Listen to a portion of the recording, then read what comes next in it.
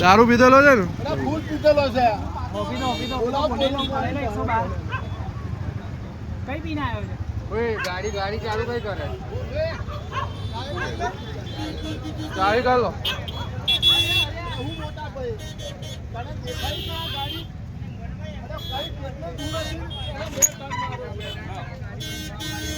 કેટલે દૂર હતો એવો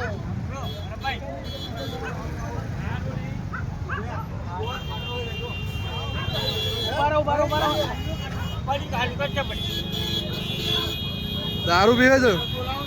ચાલુ ગાડીએ દારૂ પીવે છે?